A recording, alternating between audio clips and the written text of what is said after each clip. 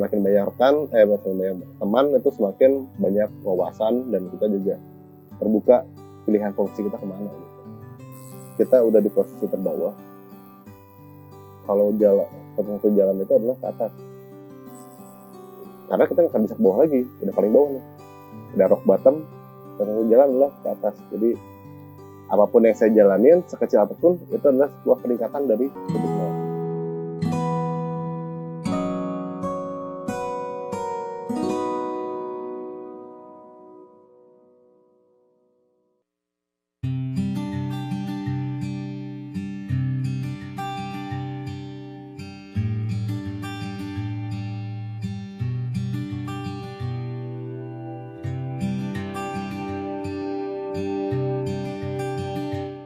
Nama saya Arya Indra Laksana, saya dari Bandung, lahir 30 Januari tahun 90. Saya dari Teknik Arsitektur di Universitas Katolik Parahyangan Bandung. Saat ini saya sedang menjadi Architectural Construction Manager atau MK Arsitektur untuk di proyek di Kepung Dewa Resort di Sihanoukville, Kamboja. Saya bekerja di JKS-CM untuk proyek Kampung Dewa Resort di Sihanoukville, Kamboja. JKS itu Jaya Kusuma Sarana, itu ada pusatnya di Jakarta, di daerah Roksi, Jakarta Utara. Untuk profesi saat ini di CM sebenarnya saya bukan dari pilihan, karena emang lebih kebetulan aja ada kesempatannya dan juga pengen belajar juga gitu, karena berbeda dari latar belakang pekerjaan sendiri. Basicnya sih untuk CM itu kan manajemen konstruksi, jadi basicnya tetap adalah manajemen sendiri. Kalau misalnya mau ditelusuri itu ada 4 poin utama untuk manajemen itu, yaitu planning, organizing, actuating, dan controlling gitu. Planning tentu aja itu menyusun rencana konstruksi itu sendiri gitu. Menyusun rencana konstruksi itu seperti apa sih? Itu biasanya kita hitungnya parameter itu SMART, SMART gitu. Jadi pertama itu spesifik, jadi poin-poin yang mau kita tuju itu spesifik.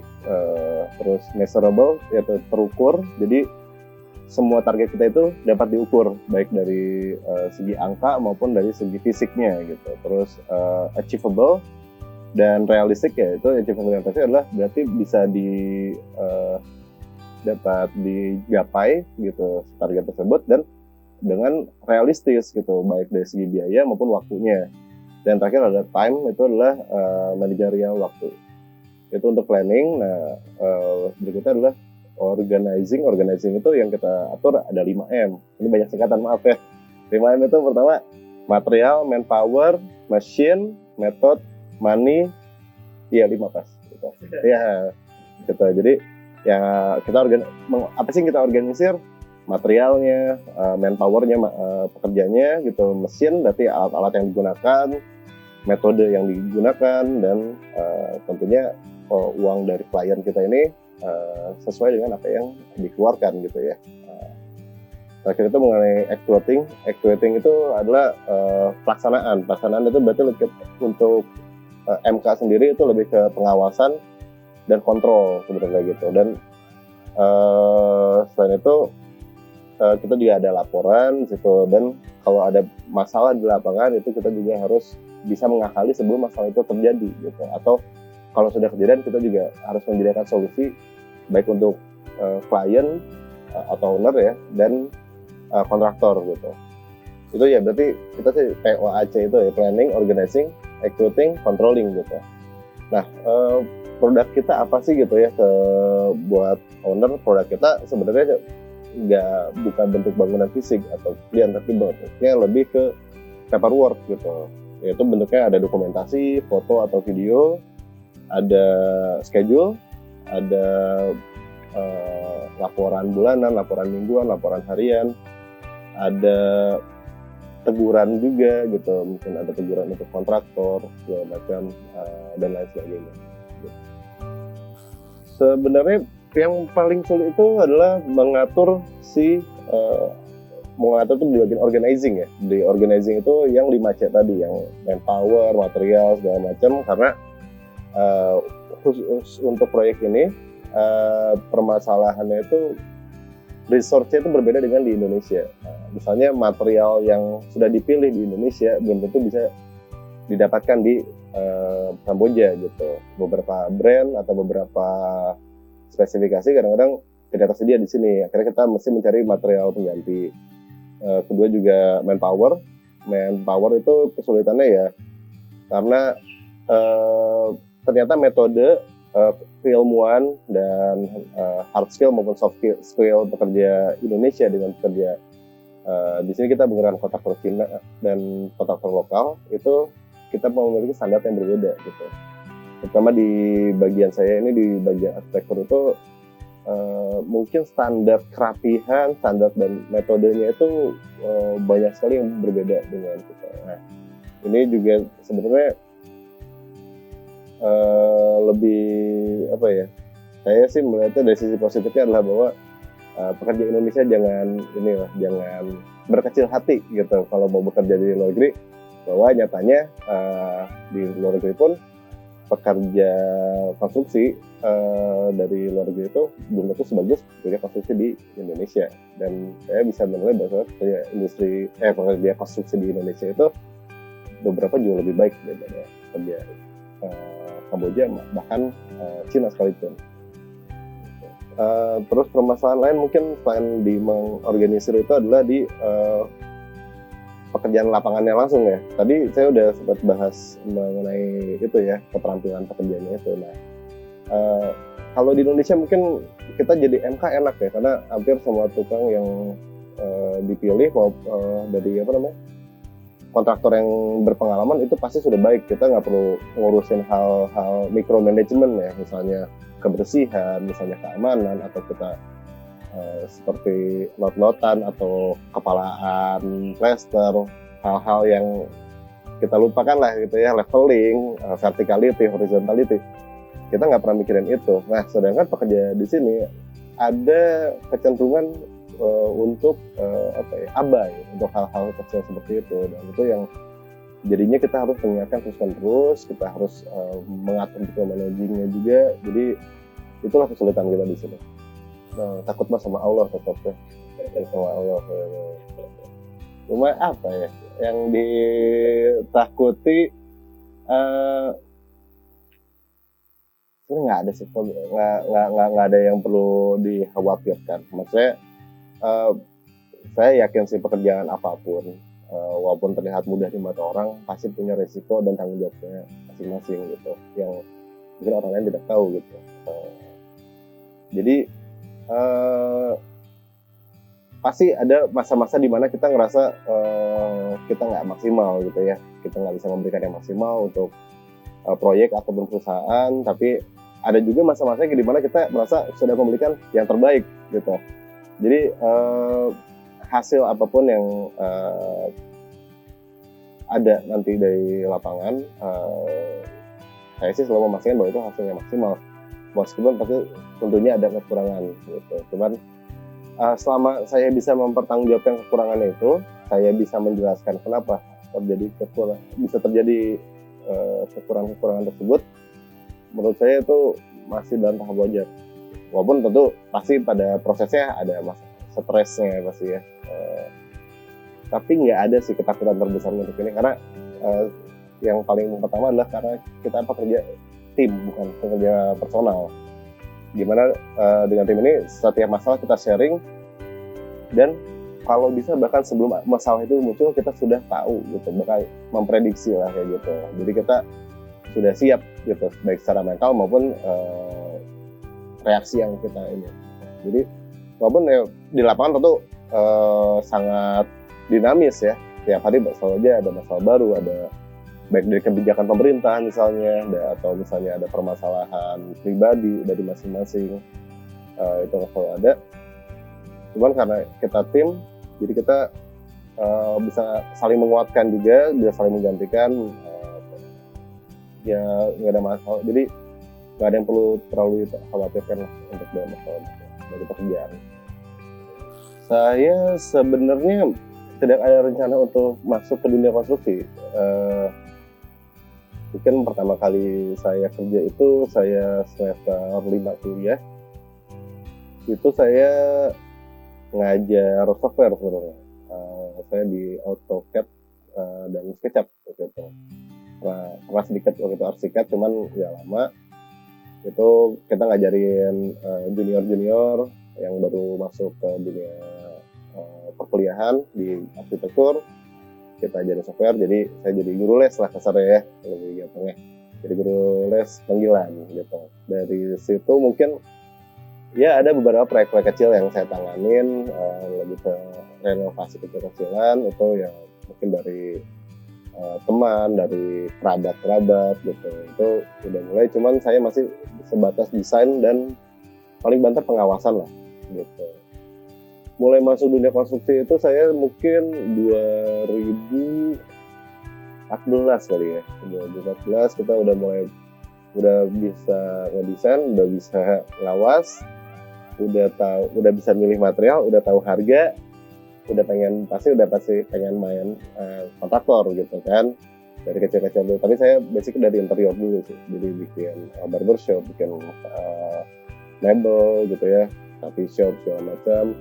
Udah gitu mulai kebangunan, ketemu kontraktor yang jadi langganan gitu ya. Jadi ilmu saya juga namanya dari lapangan sebenarnya gitu. Cuman untuk masuk ke proyek besar yang skalanya seperti di sini, Kampung Dago ini sebenarnya pertama gitu.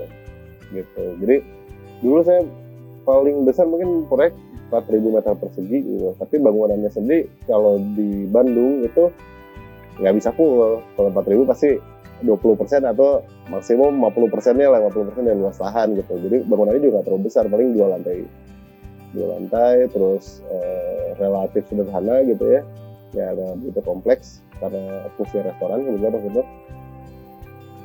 Makanya waktu saya pertama kali diterima di sini itu sebenarnya saya agak berkecil hati sebenarnya, agak khawatir bahwa saya tidak bisa memberikan kontribusi maksimal untuk proyek ini. Tapi alhamdulillah setelah dijalanin secara bersama-sama dan rekan-rekan saya juga cukup profesional dan keilmuannya juga cukup tinggi. Jadi saya banyak belajar juga dari rekan-rekan saya. Oke, kalau yang paling berperan besar dalam karir itu saya jujur sih sebenarnya teman-teman kuliah saya. Gitu. Cuman kalau dari pemilihan karir mungkin dari keluarga itu karena kebetulan kakek saya itu terlibat dalam pembangunan bendungan Jatiluhur, dan beliau itu mungkin STM ya pada masanya itu, atau malah lulusan SMP aja kayaknya gitu. Tapi dia emang senang di dunia konstruksi dan punya niatan untuk menjadi arsitek, menjadi senior lah pada masanya gitu, menjadi senior. Dan alhamdulillah bisa bekerja di Bendungan Jatiluhur itu sampai dari mulai babat hutan sampai bangunannya jadi gitu. Dari mulai dulu dia kepala mandor sampai jadi engineer. Dia tangan kanan insinyur itu orang Prancis katanya. Itu sampai di sana. Nah, tapi ya karena keterbatasan pada masa itu mungkin kakek saya emang nggak pernah mengecap pendidikan spesialis sipil atau arsitektur gitu. Nah, mungkin dari situ saya terinspirasi. Kedua juga di keluarga besar saya tuh tidak ada profesi arsitek juga gitu. Jadi saya kalau punya keluarga besar kan anaknya profesinya beda-beda ya, biar bisa saling memenuhi lah gitu. Mungkin ada yang PNS, ada yang tentara, ada yang jadi polisi, ada yang jadi dokter, kan lengkap tuh. Kalau sakit ke sini, kalau ada masalah ke sini gitu kan. Karena saya terlihat kalau jadi polisi atau tentara saya kebetulan pendek gitu ya.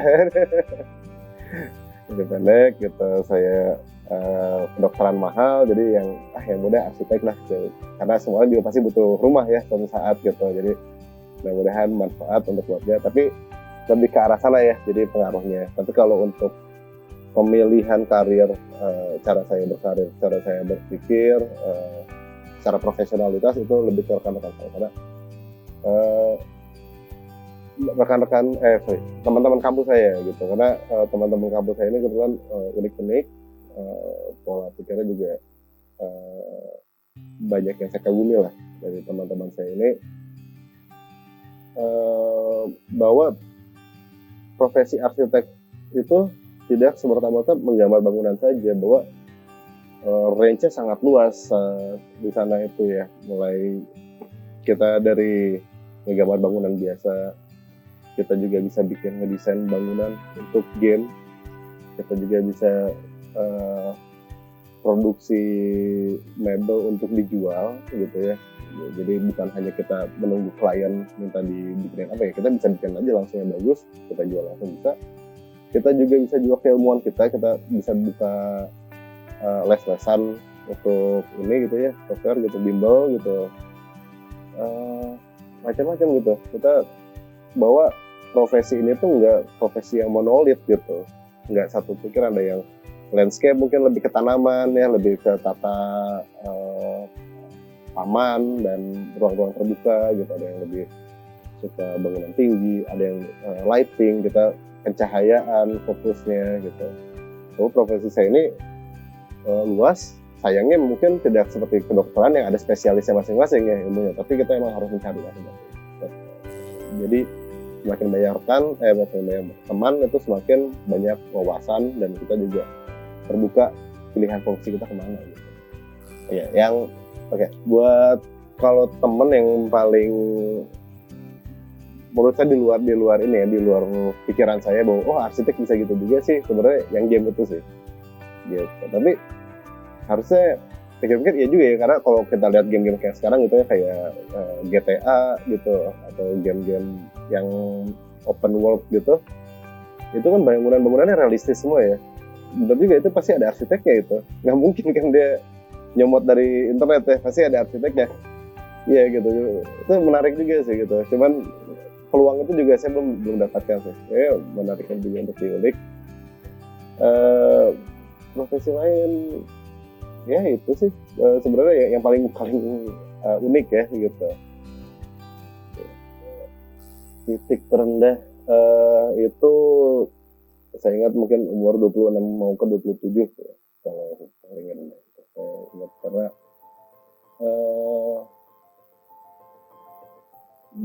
pada waktu-waktu sebelum usia itu semuanya terlihat baik-baik saja gitu ya, maksudnya orang tua masih sehat gitu ya, terus waktu itu masih punya pasangan, belum menikah tapi ya udah pasangan semua, teman-teman masih ada gitu, masih suka nongkrong bareng.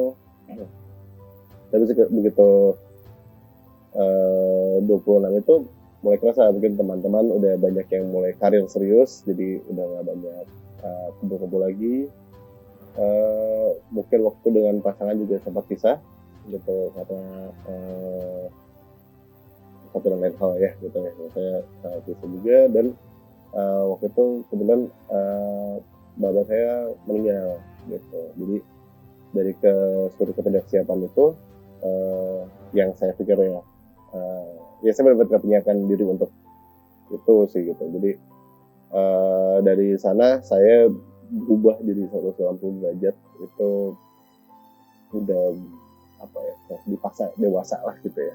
Sebenarnya walaupun 26 sudah sangat dewasa ya, cuman memikul tanggung jawab lebih lah dibanding rekan-rekan saya gitu. Jadi menggantikan posisi bapak menjadi keluarga untuk menafkahi ibu gitu. Itu tadinya saya kan freelance ya, freelance arsitek.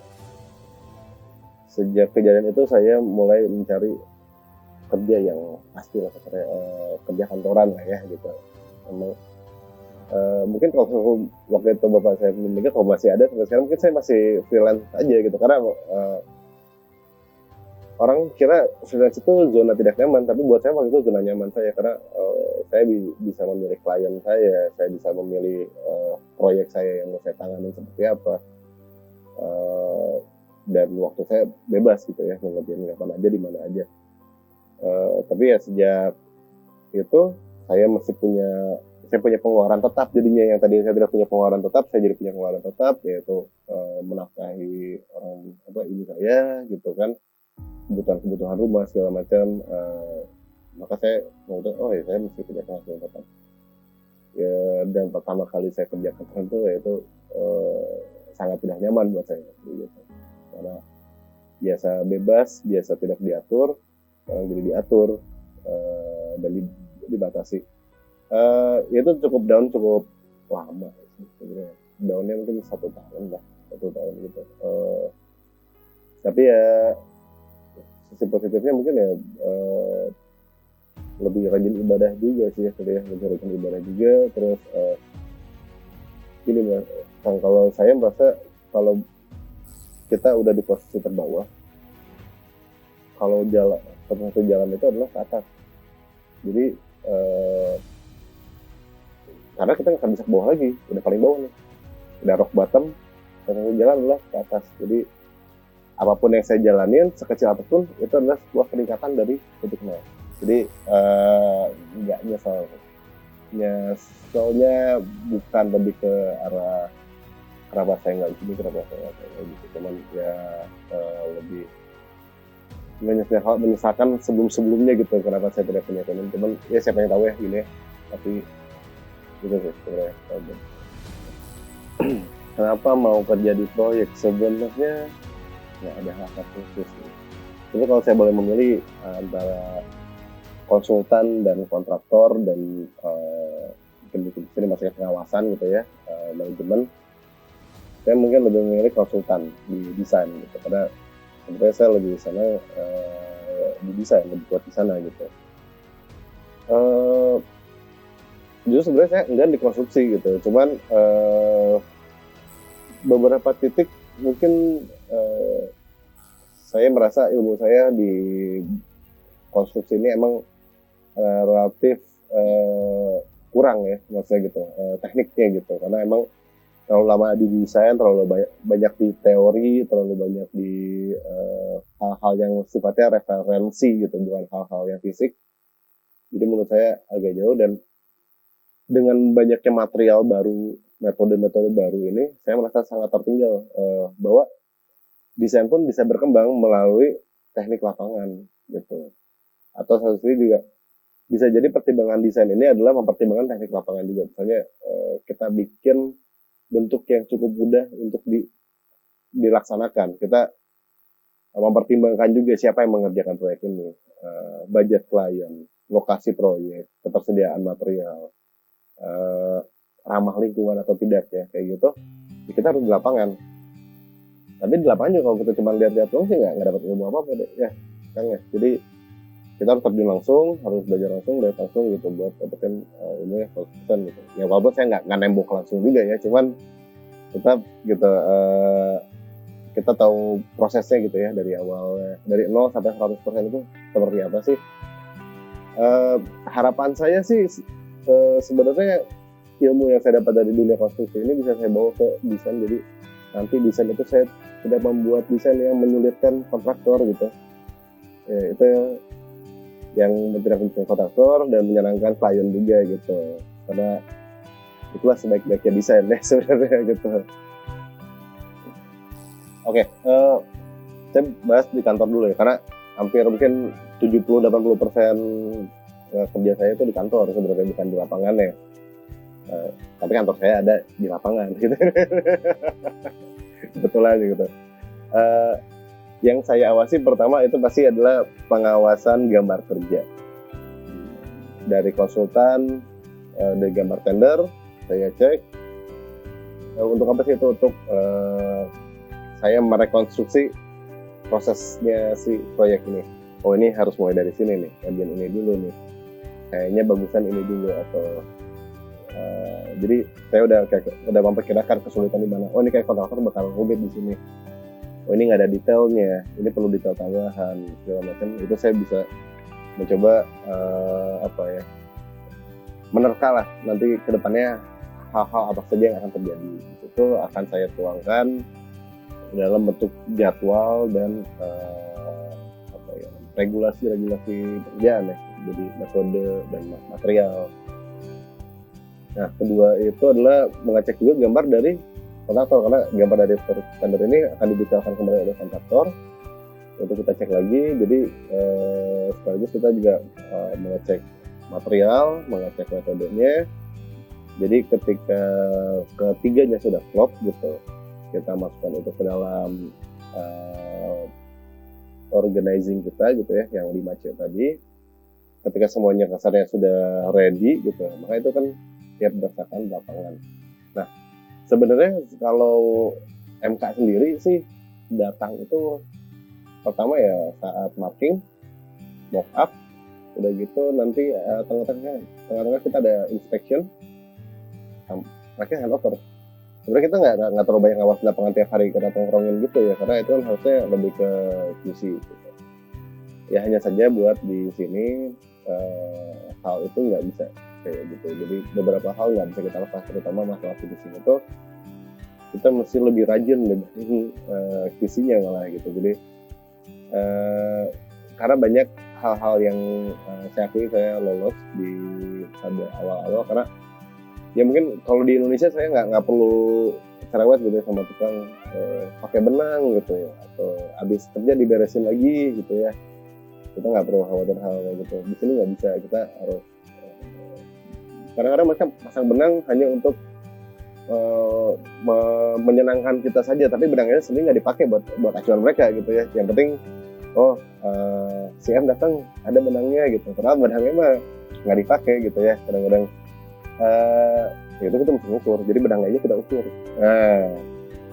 Gitu, hasil akhir kita ukur juga ya. Banyak yang nggak sempurna juga ya gitu. Jadi mesti lebih cerewet sih. Jadi emang kesulitan membagi antara kantor dan lapangan ini masih pintar-pintar timingnya aja sih. Jadi mungkin ngecek gambar bisa dipercepat, atau ya kita jadwalnya harus diatur aja gitu gimana biar ini. Bener ngecek gambar juga nggak bisa cepet-cepet ya. Kita tergantung kerumitan gambarnya gitu. Beberapa gambar memang harus double check gitu ya dengan ininya. Kita kan mesti ngecek materialnya sesuai dengan yang diaplikasikan atau tidak, luasan yang diajukan segala macam. Karena beberapa material juga kita beli dari Indonesia, maka material yang dipesan itu harus sesuai volumenya. Kalau kekurangan akan menjadi masalah lagi, kalau kelebihan juga gudangnya penuh gitu ya, gudangnya penuh ntar kesulitan buat material lain gitu. Jadi cukup kompleks buat di kenyataannya sendiri ya gitu ya, buat di ininya. Tapi sulit enggaknya tergantung desainnya sih. Kalau misalnya kebetulan awal-awal itu apartemen sama bangunan kantor itu nggak terlalu sulit, karena tipikal. Tapi udah mulai masuk ke interior itu rumit, karena tiap ruangan punya tema yang berbeda, punya material yang berbeda, dan hampir mungkin 70%-nya itu dari Indonesia materialnya. Jadi jangan sampai meleset gitu maksudnya. Jadi ada pengawasan ekstra lah di sini gitu. Dan saya juga pengecekan planningnya juga lebih ekstra dibanding arsitektur kalau untuk interior ini. Itu kalau dari Bapak owner representatif pernah cerita kalau struktur itu kan tulang dan dagingnya. Kalau ibarat bangunan adalah manusia gitu, tulang dan dagingnya. Si MEP itu kan darahnya, darah dan sarafnya, indera-inderanya, penglihatan, pengecat, perasa, semua. Arsitek itu fisiknya, kulitnya gitu ya.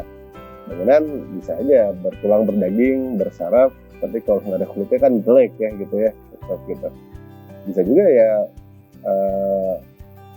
fisiknya bagus tapi mati ya gitu, atau lemah gitu. Kenapa? Jadi semuanya harus seimbang. Kalau saya di kampus itu diajarin segitiga arsitektur itu. Segitiga utamanya itu adalah estetik, kekuatan ya, durability atau strength, sama function. Itu 3 hal itu ya sebenarnya struktur, arsitektur, NLP gitu. 3 hal ini masih seimbang. Jadi kalau ada benda yang kuat dan berfungsi, itu namanya alat, bukan arsitektural. Handphone ya, segala macam. Bisa digunakan dan cantik itu bisa digunakan dan indah, itu barang-barang seni ya, lukisan, apalah foto gitu ya.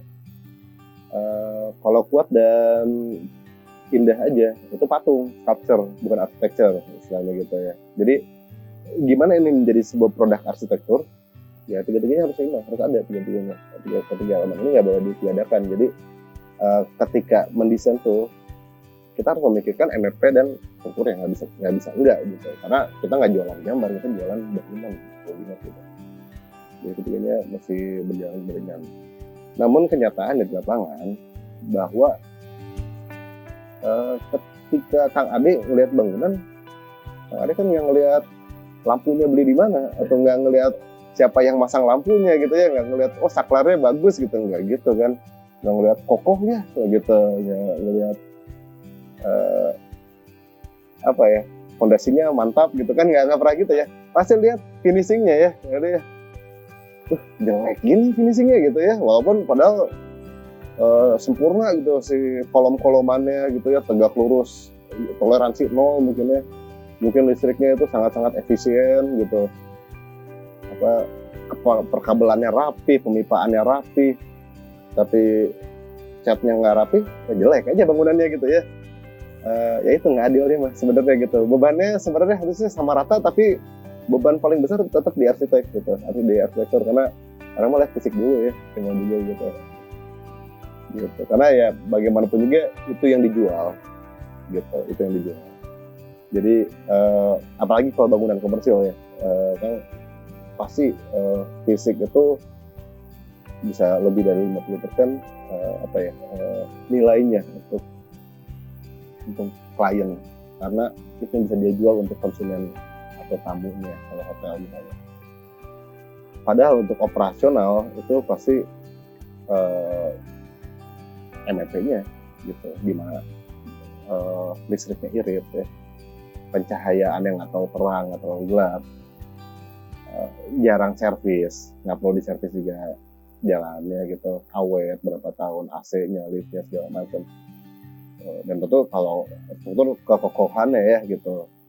Tapi kan kalau di sini nggak seperti Indonesia ya. Di Indonesia kita memikirkan gempa, di sini alhamdulillah Kamboja itu nggak punya patahan dan nggak punya gunung berapi gitu. Jadi resiko gempanya lebih rendah gitu. Jadi mungkin strukturnya nggak seperti di Indonesia gitu. Tergantung desainnya juga ya. Cuman secara umum sih strukturnya nggak terlalu seperti di Indonesia. Itu sih, jadi menurut saya ketiganya sama-sama pentingnya, nggak bisa didahulukan mana yang mana, cuman pada kenyataannya bahkan pasti arsitekturnya yang paling banyak dipakai. Saya lahir dari keluarga saudagar ya, zaman sekarang mah entrepreneur lah, ini gitu ya, wirausaha gitu. Biasa-biasa aja sih sebenarnya, nggak wah-wah gitu. Terus ya kakak saya dua-duanya itu ambil karir yang sama dengan saya. Mungkin hanya saya saja yang dari awal sudah menyatakan tidak mau gitu ya, saya mau lanjutkan bisnis lah kasarnya gitu ya. Kenapa enggak? Ya nggak apa-apa sih sebenarnya, emang nggak pengen aja gitu. Jadi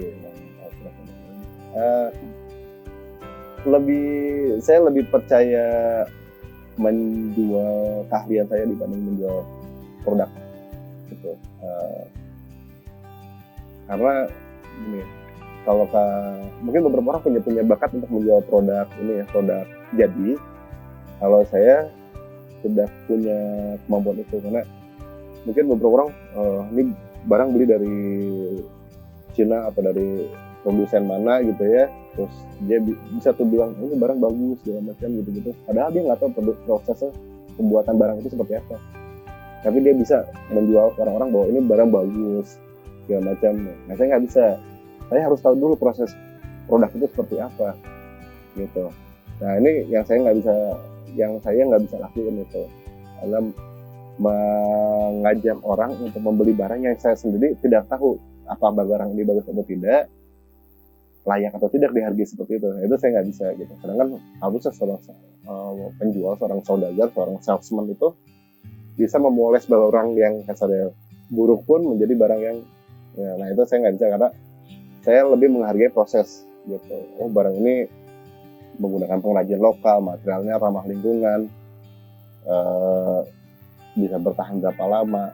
Ketika saya tahu proses itu buat saya mudah untuk menjual itu. Tapi ketika saya untuk menjual barang dari anggap ITC ya atau barang dari Cina, dari mana, dari itu, terus saya harus memoles ini seolah-olah ini adalah barang terbaik di dunia ini, saya tidak bisa gitu. Karena mungkin basicnya juga ini, saya mungkin karena basicnya juga desain, jadi saya emang lebih menghargai proses dibandingin hasil akhir gitu.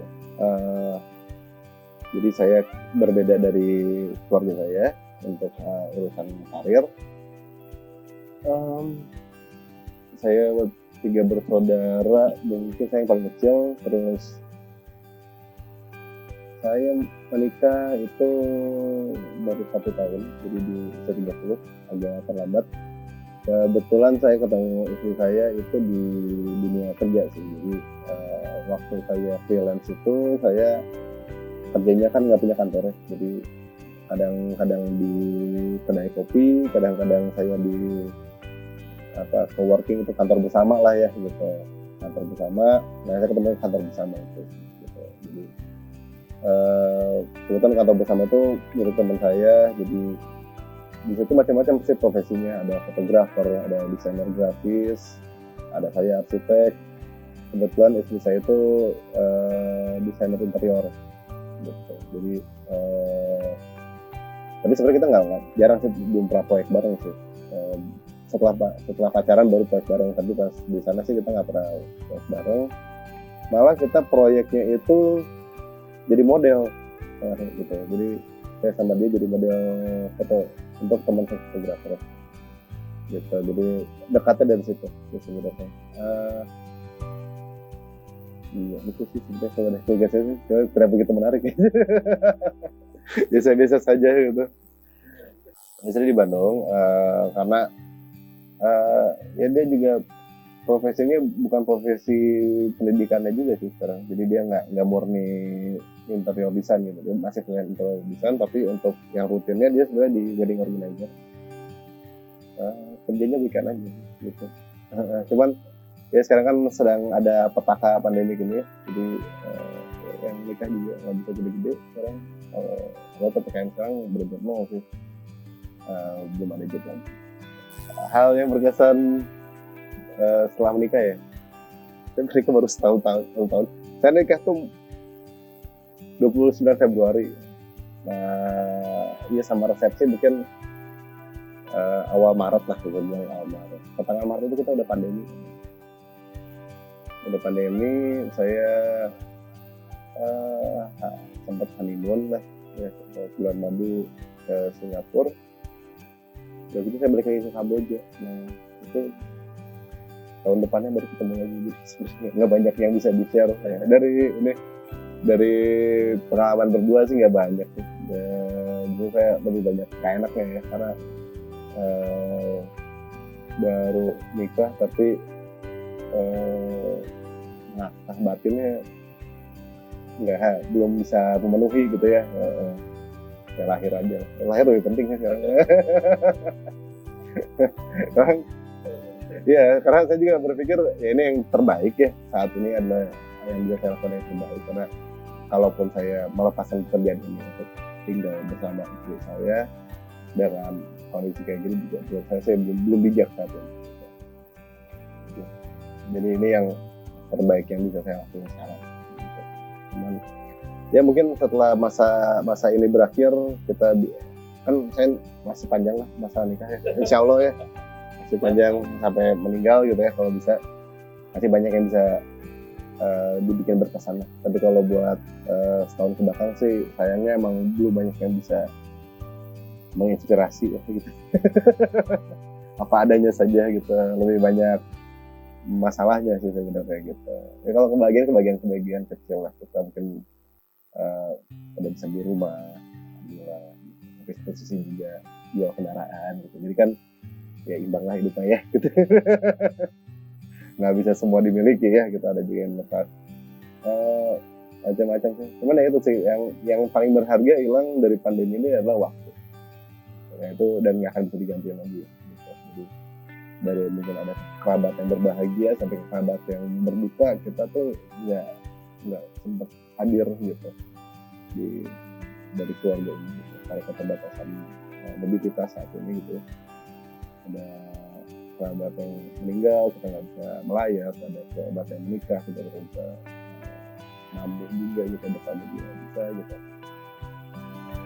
Ya banyak waktu yang hilang di situ aja sih. Ya kan nggak bisa mengulang lagi. Oh, sudah pandemi beres tuh saya suruh nikah lagi gitu kan? Suruh nikah lagi saya nggak sempat ini gitu, nggak sempat datang, nggak bisa kan? Atau yang meninggal ngelayat lagi kan beda ya, udah beda rasanya gitu. Jadi ya sedihnya di situ sih gitu. Jadi istri saya ngejalanin aktivitas keluarga ya, keluarga itu sendiri nggak ada sayangnya gitu. Itu juga sedih. Cuman ya saya nggak ngecerin usaha orang tua ya, cuman maksudnya saya juga bukan tipe orang yang apa ya, sentimental terhadap orang tua sendiri gitu. Karena emang kaku lah orangnya mungkin ya dengan keluarga gitu ya, nggak terlalu sentimental. Orang kan, saya juga kadang-kadang iri sih lihat teman-teman yang bisa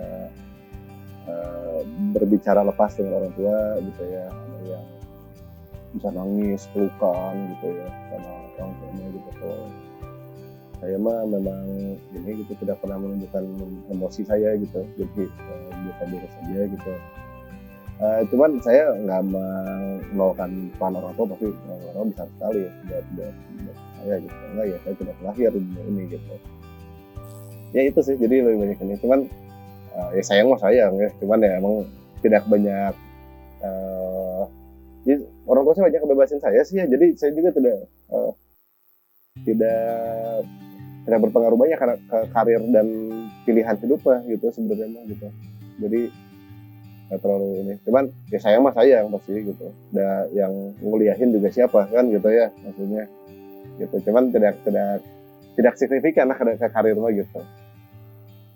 Karena orang tua saya juga tidak paham apa yang saya geluti, saya juga tidak paham dengan apa yang saya geluti. Sebenarnya lebih ke sana sih ya. Jadi karena tidak saling memahami pilihan hidup dan tidak saling konfrontasi juga, saya tidak mengkonfront, oh itu kok gini, nggak gitu-gitu. Dia juga tidak mengkritik saya tidak mengkritik dia, jadi ya begitu saja sih ya, tapi alhamdulillah tidak dilarang-larang juga saya gitu.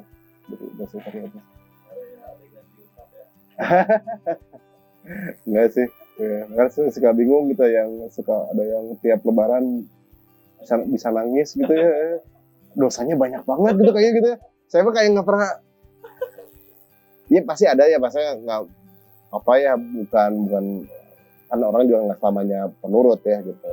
Cuma saya tidak merasa perlu nangis gitu gitu. Kesalahan umum manusia aja, telat gitu ya, telat terus ini gitu ya mungkin emang gitu aja kali, emang kaku aja sih sayanya gitu ya.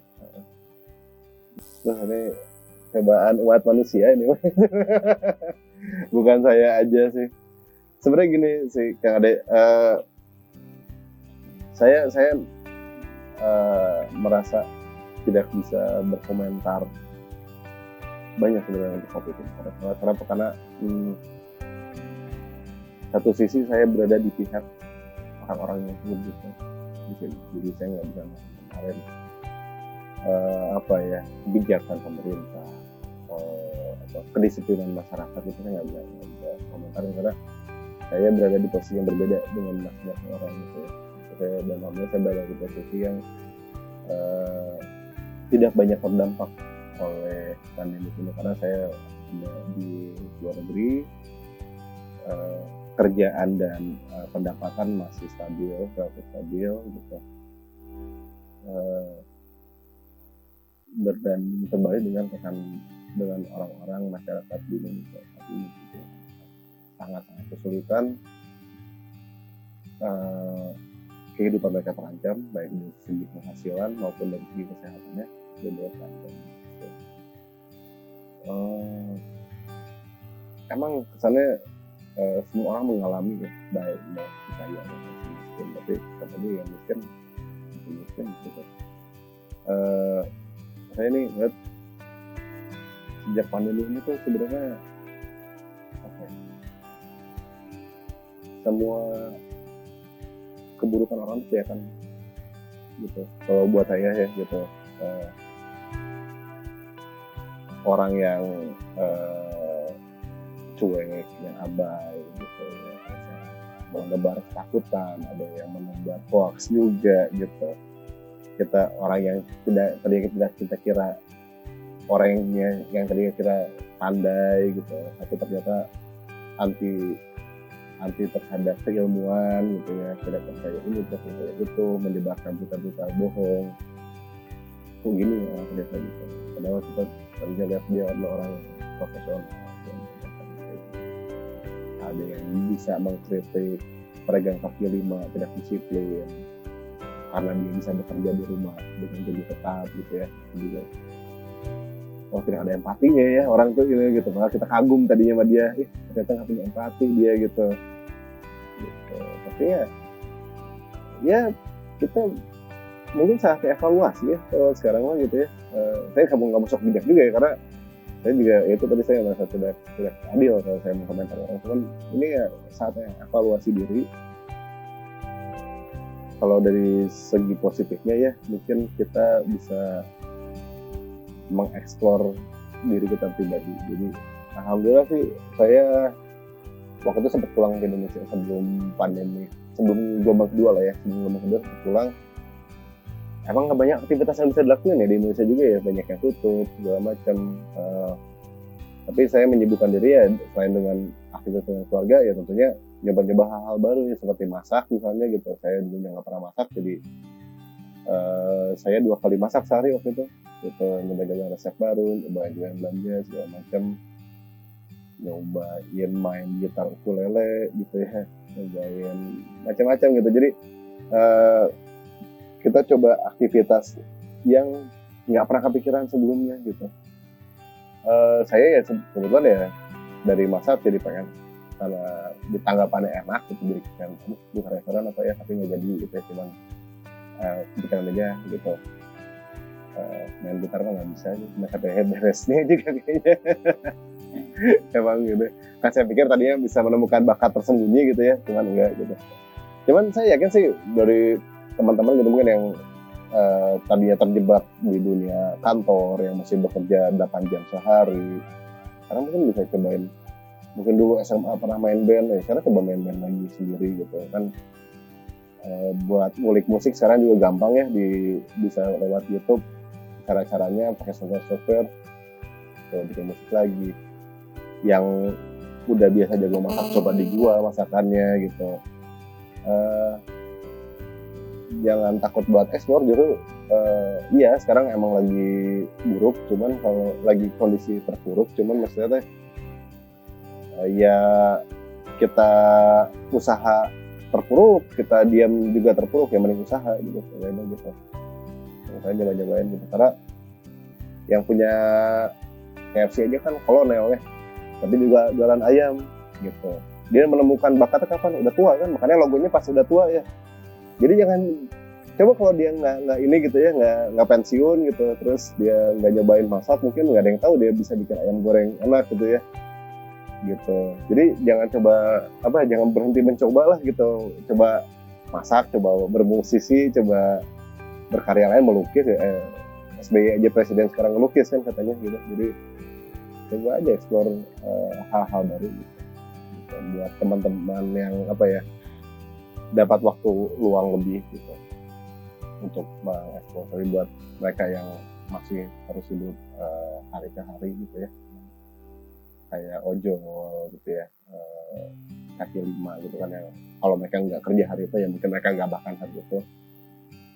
Ya ini yang perlu kita support ya. Jadi saya sih sangat menyayangkan buat teman-teman yang berkecukupan, yang masih ada rezeki, eh, banyakin luangkan waktu buat gitulah. Jadi kalau misalnya kita nggak bisa ngasih secara finansial, mungkin kita bisa pakai jasa mereka gitu ya, daripada masak sendiri, coba belanja kaki lima lah gitu, kita belanja di pasar, kita belanja di mana, bantu ekonomi lemah untuk bangkit lagi.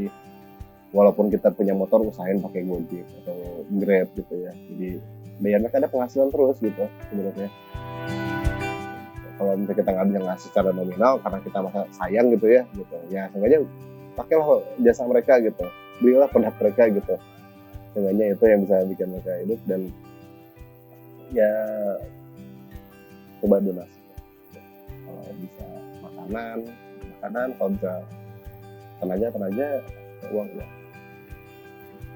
Saatnya evaluasi, perbaiki diri, mudah-mudahan setelah ini beres jadi pribadi yang lebih baik sebenarnya. Dapat pekerjaan banyak sih, saya juga pernah kena gitu, jadi dipaksa istirahat 1 minggu gitu. Beberapa rekan-rekan juga ada kena gitu. Saya nggak tahu ya, mas, orang yang belum percaya ini kenapa gitu. Biasa ini sangat nyata gitu. Bahkan saya nggak pernah meragukan virus ini gitu. Jadi terkena, terus juga dipaksa mungkin harga material naik, terus ketersediaan material juga sangat terbatas sekarang gitu, karena pabrik-pabrik juga kan mulai membatasi produksinya, jadi material juga tidak bisa dibeli dengan jumlah banyak gitu. Jarang material yang ready stock sekarang, mesti diproduksi dulu dengan banyak gitu. Terus juga kita nggak bisa masukin sembarangan orang masuk ke proyek, tapi alhamdulillah di Kamboja ini karena jumlah manusianya juga populasinya nggak sebanyak Indonesia gitu, jadi distribusi vaksinnya juga lebih cepat. Kita kan salah satu persyaratan untuk bekerja di proyek ini adalah 2 kali vaksin persyaratannya, dan alhamdulillah gitu katanya sekarang sih udah mulai lebih mudah dari pekerja lokal. Yang permasalahan kita adalah kualitasnya ya tentunya, cuman sengaja sekarang untuk memasukkan orang ke sini udah enggak sulit dulu, tapi untuk membawa orang dari Indonesia, karena kita masih tetap perlu orang dari Indonesia, salah satunya adalah kunjungan konsultan dan material juga gitu, tenaga ahli juga kita masih perlu. Kita salah satu bagian kita membutuhkan MMP dari Indonesia kan, itu sulit karena sekarang Indonesia dilarang penerbangan di beberapa negara yang dari Indonesia buat Kamboja ini kan harus melalui salah tiga negara sebenarnya, Singapura, Malaysia atau Thailand. Yang ketiga-tiganya ini nggak bisa dilalui. Malaysia dan Thailand ini emang lockdown, mereka tidak menutup penerbangan dari mana-mana. Singapura ini khusus orang Indonesia nggak boleh lewat sana, jadi rumit sekarang kita nggak kesulitan gitu. Kita memanfaatkan resource yang ada gitu, sumber daya yang ada sekarang buat supaya vaksin tetap jalan gitu. Mungkin tantangan MK saat ini itu sih, dengan sedikit mungkin sumber daya yang ada, gimana vaksin tetap bisa berjalan optimal gitu. Balik lagi ya, jadi tadi masalah manajerial itu soal masalah planning. Itu kan kita udah planning dari awal nih, tiba-tiba ada masalah COVID ini, kita mau nggak mau harus nyusun ulang rencana kita. Karena salah satu poin planning adalah achievable dan measurable ya. Jadi bisa terukur dan bisa dicapai dan realistis gitu. Saat kondisi saat ini banyak hal-hal yang nggak realistis untuk dicapai. Misalnya paling mudah itu adalah waktu, karena dengan jumlah tenaga kerja yang terbatas, dengan pengiriman material yang lebih lambat daripada biasanya, tentu sangat tidak realistis untuk menggapai si target waktu yang direncanakan sebelumnya. Tentu kita harus memprediksi kapan dengan kondisi seperti ini waktu yang realistis itu berapa lama. Nah ini agak sulit, dan bagaimana kita meyakinkan ini ke klien bahwa ini adalah waktu yang terbaik untuk ditargetkan gitu ya, gitu. Bahwa untuk apa kita memberikan target yang tidak realistis gitu, hanya seperti itu yang sulit. Jadi kita harus kumpulin data sebanyak-banyaknya, kita harus mencari solusi itu nggak cuma satu ya, ada ABC gitu. Jadi kita memberikan solusi sebanyak-banyaknya supaya lebih banyak referensi buat kita juga gitu ya, nggak cuma satu jalan gitu, banyak jalan lah buat mencapai ini. Karena tujuan akhirnya kan sama, bangunannya selesai 100% dengan kondisi biaya mutu waktu yang terbaik gitu ya. Biaya mutu waktu terbaik ini ya, inilah yang kita coba. Terbaiknya ini semuanya harus saling memahami, harus saling mengerti kondisinya. Gitu. Itu sih sebenarnya kalau misalnya dari profesi saya saat ini yang bisa kita lakukan hanya itu gitu.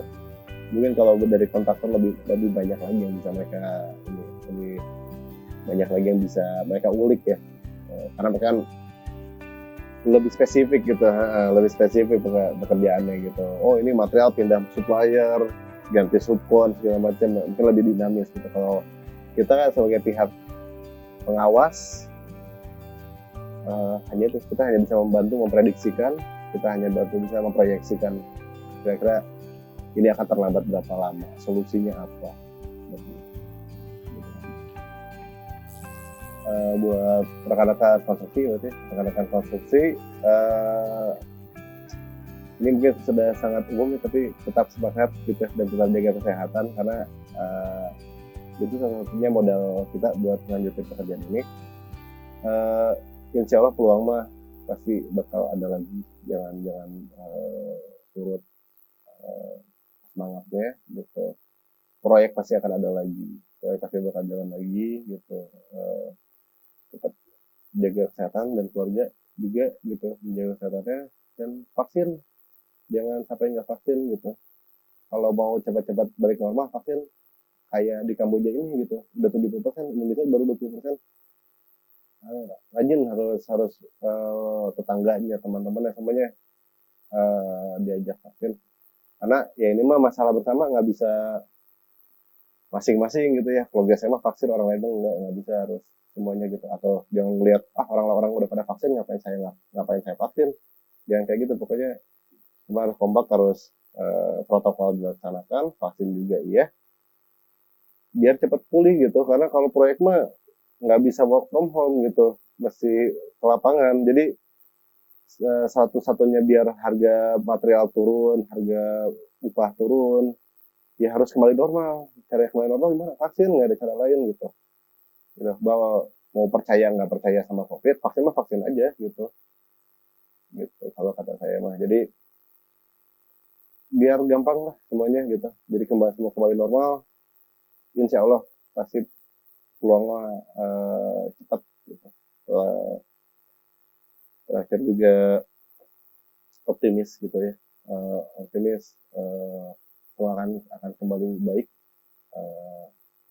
Kalau udah orang konstruksi mah harus kuat namanya juga ya, kontraktor apalagi kerja alur semua harus kuat selalu gitu.